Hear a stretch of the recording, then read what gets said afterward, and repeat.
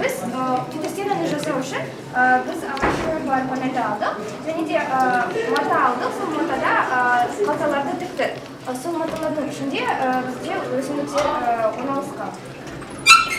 Осы қалталардың ішінде бізде ең бірінші қабатта стекловата, оның үстінде топырақ, ал үстіне кішкене қос өсімдік септік. Осы система арқылы бізде өсімдіктер өте жақсы өседі. Ең бірінші пайдасы фитосфераның ол ауаны тазарту. Ауаны тазарту бұл қазіргі алматыда өте үлкен проблема болып саналады. Ал ең тарамаған проблемасы ол өрттен қорғау және дыбысты азайту. Біз осы фитосфераны 3 уақыт суарамыз, таңертең, түс және де кеш. Таңертең мен түс уақытында мына жақта су системасын қосамыз, сол кезде үстіне сулар астыға қарайды. Таңертең біз өзіміз 1 сағат суарамыз, түсте өзіміз 1 сағат суарамыз, және кеште біздің апайымыз сулары фитосфераны. Біз осы эксперимент және де осы оранжереямызды көркейту үшін осы фитосфераны орнаттық. Және де осы фитосфераны аяқтаған кезінде осы фитосферада қанша адым қылдық және де өсімдіктің жапырағының көлемі қаншалықты болатынын және де фитосфера туралы өзімізге мәлімет алды.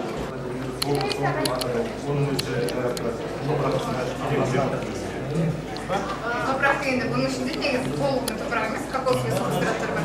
Және кокосовый субстраттарда өсімдіктер қалай өседі, соны анықтап. И жаңағы су дедіңіз, судың біз аптасына 1 рет ауыстырып тұрамыз. Көріп тұрғандарыңыздай, кокосовый субстраттың мына жерге несі шыққан. Сол арқылы біз осы өзгерттік. Ал суды негізінен біз міндетті түрде ар жақта біз өзіміздің бачогымыз бар. Сол жерде удобрение саласыз нормально, ішіне саласыз ба? Удобрение өте аз мөлшерде қосамыз. Оны 3 күн жаңағы суды қоямыз да, оның хлорын төмен қарай түсіреміз. Содан кейін барып 3 күннен кейін осында қойып қайтадан жаңағы өсімдіктерді қосамыз. Егер де мына жақтағы судың көлемі азайып кететін болса, онда біздің насосымыз суды тартпай қалады. Қанша күн болды қандай? Не істеп не болып жатыр? Сәлеметсіздер ме? Біздің зертханамызға қош келдіңіздер. Және де біз сіздерге өсімдіктерді гидропоника негізінде өсіру тәсілін көрсеткелі жатырмыз. Гидропоника негізінде ол өсімдіктерді топырақсыз өсірудің тәсілі. Яғни өсімдіктер өздеріне керекті раствордан, керекті өздеріне қоректі, керекті пропорцияда және көлемде алады. Оған керекті құрылғылар. Біріншісі гидропоникалық құрылғы, компрессор және аэратор, су, жемдер, фитолампа, содан кейін Семена. Содан кейін дәндерді шашамыз, оларды биогумуспен суғызамыз. Ал салатты өсіру үшін біз кокосовая стружкамен оны біріншіден біз керамзитті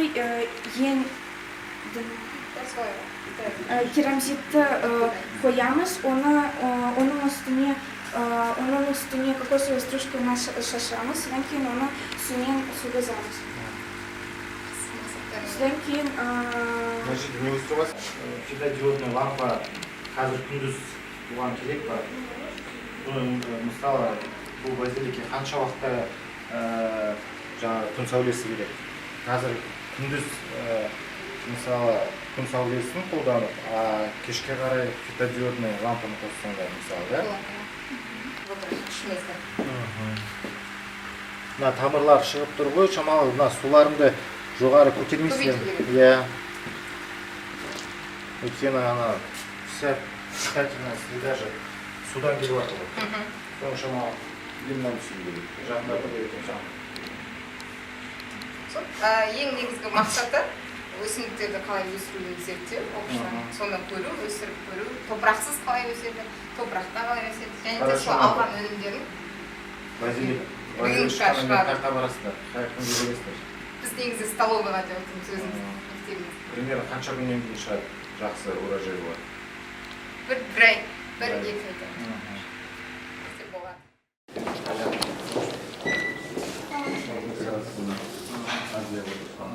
Қайырлы күн, құрметті қонақтар, біздің химия лабораториямызға қош келдіңіздер. Саламатсыздар ма? Біздің химия лабораториямыз ол 2016 жылы Азия отырыс демеушілерінің сыйға тартылды. Біз лабораторияда ең алдымен бұлақ суларын зерттедік. Соған байланысты біз қазірде таңда бөтелке суларында зерттеп отырмыз. Бөтелке сулармен қатар аудандардағы кран суларын зерттейміз. Енді осы зерттеу қалай өтетінін көруге тамашаламыз. Менің атым доктор Замира. Мен осы жерде ужасный көмегімен перманганат ионының мөлшерін анықтаймын. Яғни біз 100 мл алынатын суға біз 5 мл концентрлі күкірт қышқылын қосамыз. Және осы ерітіндіге тағы 5 мл калий перманганатын қосамыз. Шыққан ерітіндіні біз қайнатамыз 10 минуттай. Және қайнаған ерітіндіге біз 20 мл шевелі өтесі тағы қосамыз. Мына ерітінді қайнаған болып келеді. Оған шайлы қышқылын қосқан кезде ол түзленеді.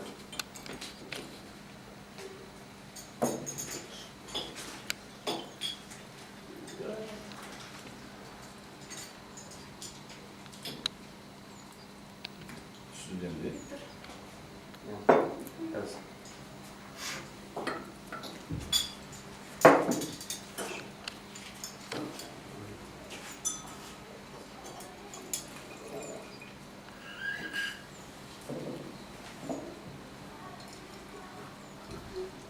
Қандай түзленді?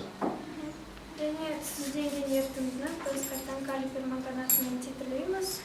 Біз осындай ала күн түске дейін титрлейміз. Сосын калий перманганатынан титрлеуге қажет етілген калий перманганатының көлемін өлшеп алып, сосын дайын формуламен өлшемін шығартамыз. Ne tabasında şimdi? Ne Калий yapıyorsun? перманганатының Sulu kuramları. Kali перманганат. Графиктерде көрсетілген сайттар. Хорошо. Так, Даже сейчас. сегенде абайлап жұмыс істейсіз. Иә, қауіпсіздік ережесі сақтаймыз. Оба міндетті қалады. Потому что қышқылы Иә.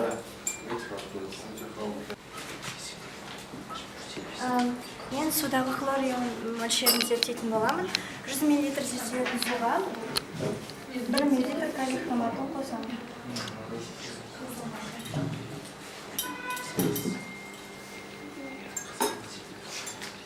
Содан кейін огня термометріне киделген кезде суы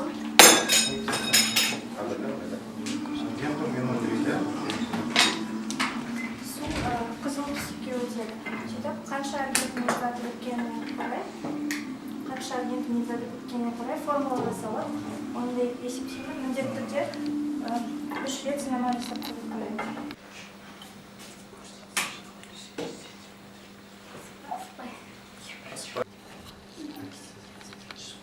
Sen süzüldüğünü görüp musun? Boyalım. Өзгеріп отырып, көре аламыз қанша бізге қажет екенін. Және де сол кезде қанша аргентинизатор кетеді, солай хлорамыз болады. Ya da o tüsü, Boston'da süzülmüyor o. Reaksiya жүргізіп қой. Дұрыс па? Сол реакцияны қандай реакция жүргізеді? Ішінде молекулалардың араласады, иондардың біріне араласқан кезде түсіп келеді. Көргендеріңіздей, осы арада Sen aspa istейді. Сүтті зерттеп жатырмыз. Мен бұл сәлеметсіздер, менің аты жөнім Сүймен Айдана, мен осы мектептің 10-шы сынып оқушысымын. Мен бұл зертханада сүттің қышқылдығын анықтап жатырмын. Сүттің қышқылдығын анықтау үшін бізге ең алдымен 10 мл сүтке 20 мл дистелденген су және оған 3-5 тамшы фенофталин индикаторын қосамыз. Көріп тұрғаныңыздай ерітінді ақ түсті. Енді дәл осы ақ түсті, яғни осы ал қызыл түске дейін 0,1 молярлы натрий гидроксимен ерітіндісімен, яғни соны титрлейміз. Мен сізге әрбір тамшы сайын араластырып тұру керек. Себебі мүмкін бір тамшының өзіне ол алқызыл түске ауысуы мүмкін. Көріп тұрғаныңыздар уже. Натрий гидроксидінің ішінде ғой? Иә, натрий гидроксиді осының ішінде. 0,1 молярлы.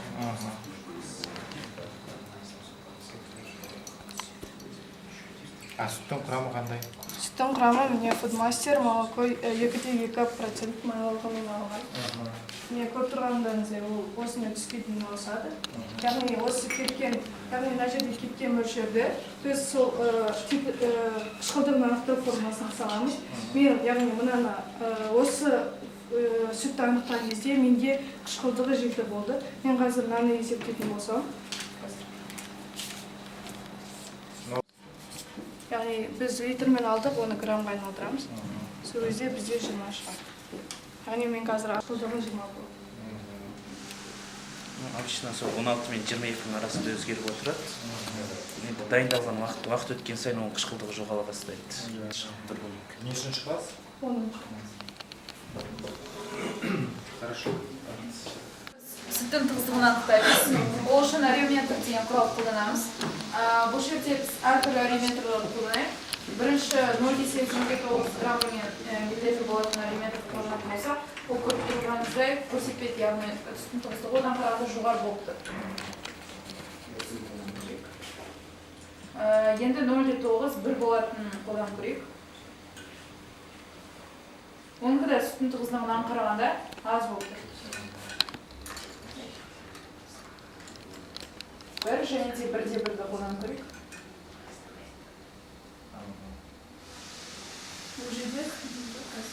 Біз осы химия пән лабораториясында сабақтан тыс уақыттарда өте қызықты эксперименттер жасаймыз. Және бүгін біз 9 сынып оқушылары Мұхан Асқар және Қайран Әлейлі бүгін сіздерге екі қызықты эксперимент көрсетеміз. Мен эксперименттің негізгі тақырыбы ол үш заттың ерітінділерін араластыру арқылы олардың индикатор түстерінің өзгеру. Яғни бұл үшін мен дайындап қойған. Мынау глюкозаның сулы ерітіндісі, бұл натрий гидроксидінің ерітіндісі, ал бұл осы сулы ерітіндіге мен сәл мөлшерде. Бұған мен қазір индигокамин деген затты қоям, ол да бояушы, индикатор. Қайнатып.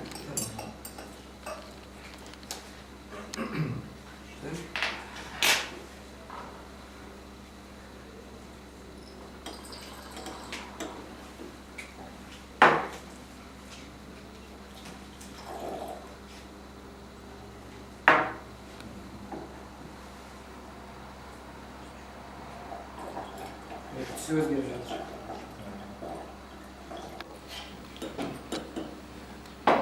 Бұда шайқау барысында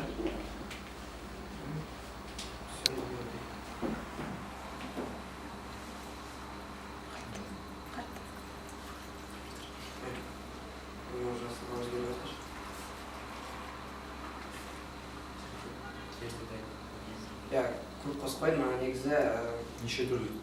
Яғни балдашаның түстері қызыл сары және жасылға қою керек. Тағы да көрсете алам. Қатты.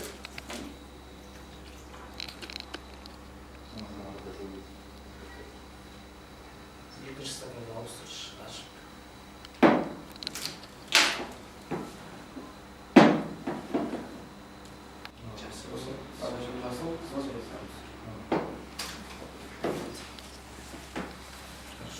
Енді менің тәжірибе бойынша ол бізде калийден ойнататын және калий нөмір ерітіндісі және сабын. Ол бізде купрум қышқылы және аммиактың ерітіндісі. Яғни анау бізде сутек пероксиді. Біз яғни купрум жұмыс бар. Жаңа стаканға өтінші.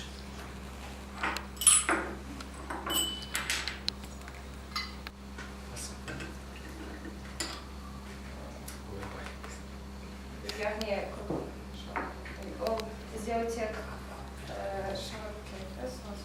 Жоқ,